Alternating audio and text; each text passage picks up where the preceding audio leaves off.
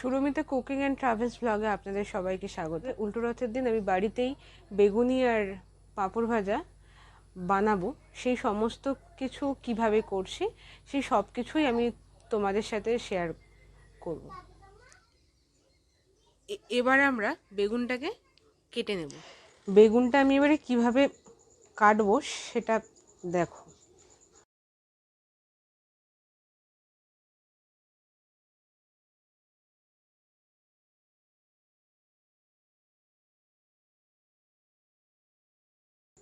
দেখো বেগুনটা এরকম আমি ঠিক পাতলা পাতলা করে কেটে নিচ্ছি।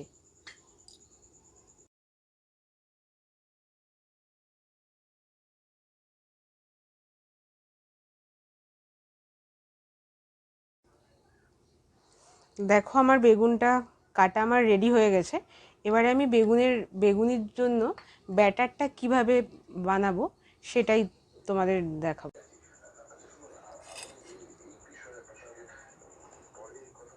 বেগুনির জন্য ফার্স্ট আমি বেসন 1 কাপের মতন নিলাম, এরপর পরিমাণ মতো একটু নুন দিয়ে নিলাম, এরপর একটু কালো জিরে অ্যাড করলাম, এরপর পরিমাণ মতন আমাকে একটু জল দিতে হবে।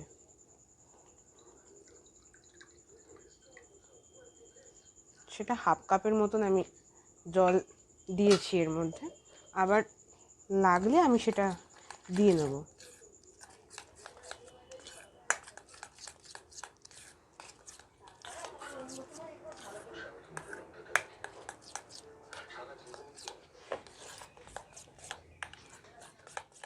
বন্ধুরা, এখন আমরা অলরেডি রান্নাঘরে চলে এসেছি। এখন আমি বেগুনি আর পাঁপড়টাকে কিভাবে ভাজবো সেটাই তোমাদেরকে দেখাবো।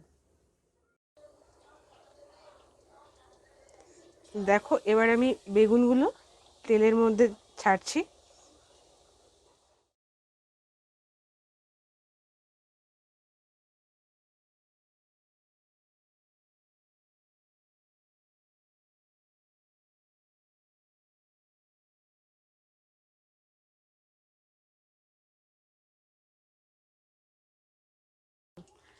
দেখো বেগুনগুলো কি সুন্দর বেশ লালচে হয়ে গেছে।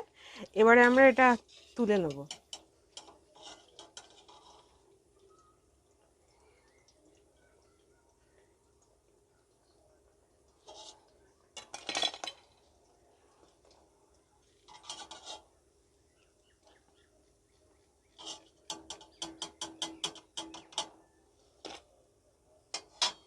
বেগুনিগুলো আমাদের কমপ্লিট হয়ে গেছে। এবারে আমরা পাঁপড়গুলোকে ভেজে নেব।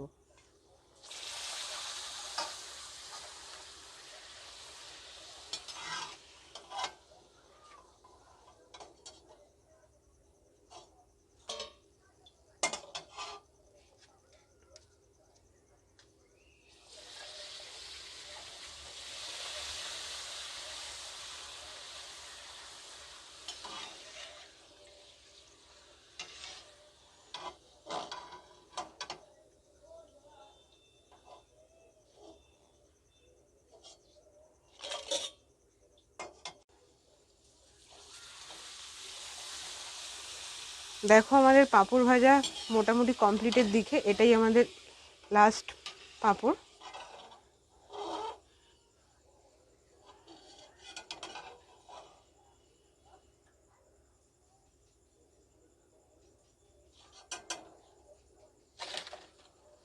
পাঁপড় ভাজা আমাদের কমপ্লিট হয়ে গেছে। এবারে আমরা মুড়ি, পাঁপড় ভাজা অ্যান্ড বেগুনি সব কিছু খাবো রথের দিনে। আমাদের বেগুনি পাঁপড় ভাজা রেডি হয়ে গেছে। আমরা এবারে এটাকে খাবো। আপনাদের যদি এই ভিডিওটা ভালো লেগে থাকে তাহলে কমেন্ট, শেয়ার অ্যান্ড সাবস্ক্রাইব করতে কিন্তু ভুলবেন না।